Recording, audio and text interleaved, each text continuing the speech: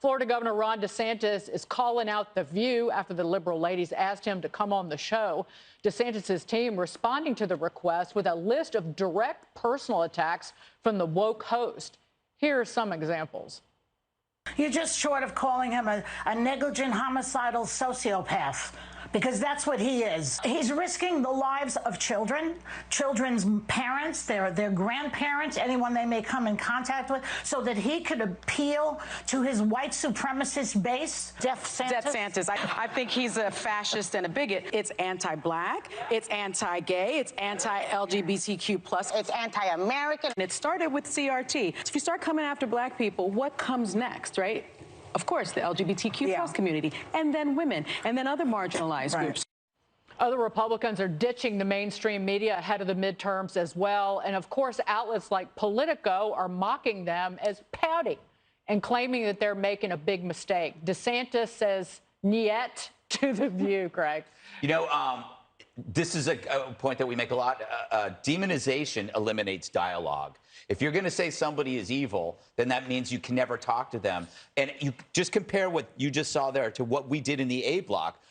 None of us agree with AOC, but we actually were talking seriously about her. We don't believe it's an important distinction. The right believes the left is wrong, but the left believes the right is evil. And this is an old Krauthammer line. And I think this is always a problem. And then they go like, why would you come on the show? Because you actually say I'm worse than Hitler. Also, they're miserable.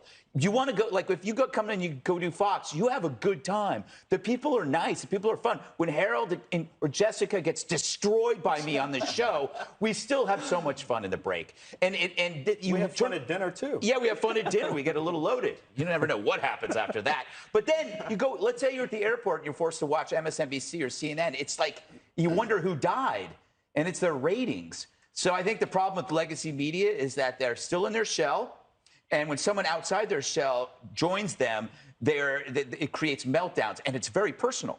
It's very personal to them on The View when they run into something. But here, it's never unpleasant because we don't take it personally. That's the difference between Republicans and hard left people. Yeah, Jessica has let me play with and hold her child. Yeah. And she's like no, you would never.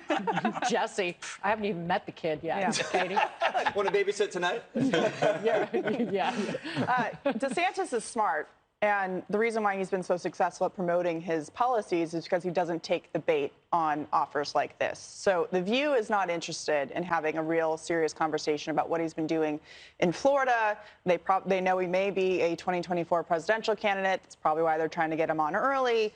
But if they really believe the things that they said about him, you know, he's a homicidal sociopath, a fascist, and a bigot, why would you then give him a platform to continue saying those things? DeSantis and his team know that they're trying to use him for gain, and they're not playing this game anymore. Republicans across the board aren't playing the game anymore. They're understanding that, 96% of the press identifies as leftist or liberal, and that it's time to, give them a fair shot. And if that means ignoring these media outlets that they don't need to get their message out, then they can go around that. It's a shame for the people watching, but all they're asking for is a little bit of fairness, and maybe eventually down the road, it doesn't have to be forever, doesn't have to reject the invitations forever, but maybe just a little reminder about how to have a decent, civil conversation about serious issues based on the facts, which The View tends to not be interested in pursuing. If say, Jesse, DeSantis went on The View, he's also subjecting his supporters to the shrillacious torture that you have to listen to, the oral torture of the women on The View. So if he did do The View, it would be hard for him to get a word in because you'd have these women just yelling and screaming at him the whole time, and I don't know what the upside would be for him. Right now, the mainstream media needs Republicans on the shows because their shows are boring and no one's watching the shows. So all of a sudden you need us to come on your shows to make your shows interesting so you guys could get a good rating. Sorry, you called me a murderer during COVID. You called me a traitor during the Russia hoax. And 7 days of the week, you call me racist. And you're working with political prosecutors to put me in prison. Would any of us do well in prison? No. Have you seen these Republican senators, these politicians? They wouldn't last a single day. Absolutely not. They are working in tandem with the Democratic Party, so I'm not going to be your tackling dummy for a rating. And they're not doing political journalism. Dagan, if we had a source that presented a great scoop that might bring down a Democrat and might affect a political campaign, and you hand it to them, tied it up in a nice bow, the networks wouldn't even look at it. They would suppress that story. So they're not actually doing journalism, they're doing partisan propaganda. Fox now is such a huge platform, and if you add the internet and the podcast and the radio to it, you don't need to do these other networks. You don't need to answer anything from these guys, because you know what the agenda is. You get a much bigger audience with the way things are here. Harold? I differ. I think it's short-sighted. He was taking notes. Look out. No. I take a lot of notes. I think it's short-sighted and little-minded of politicians to not want to go and stand in the proverbial political kitchen and take any heat.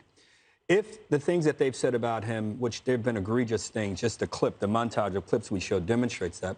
I know if someone called me a fascist and a racist and an anti-Semite, I'd want to go on that show and say I'm not. I'd want to go on that show and have those questions asked of me. I don't want the line out there on television, I'm not a racist. Well, I just gave it to him. But you know what I mean. No, I understand, but it's being said. But I don't think that's all they would be asking. But whatever they'd ask, I would just say, I think this is a pathetic example of what politics has become. Here's what I'm trying to do. The country wants leaders who unite. They want leaders who can listen to each side and express themselves. And if the other side is outrageous in that conversation, let the country be the judge of that. So I don't know Ron DeSantis. I've read about him. I've heard about him. He's got an impressive resume.